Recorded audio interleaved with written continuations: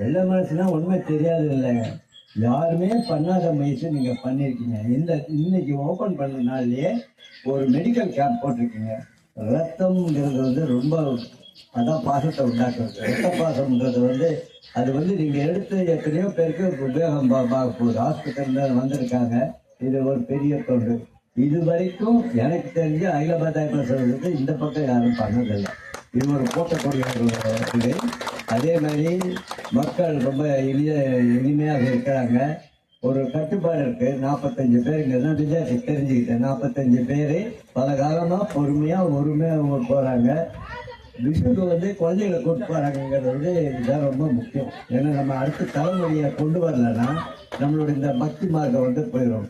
இப்போ பாத்தீங்கன்னா சபரிமலையில முதல்ல போகும்போது 100 பேர் தான் இருப்பாங்க.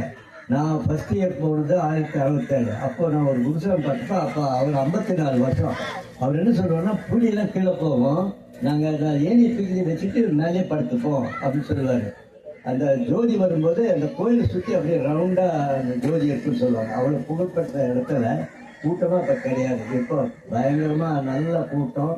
நல்ல கேரளாவே வாழுதுன்னா அதனால தான் அந்த அளவுக்கு ஐயப்பன் நம்ம காப்பாற்றுறாரு.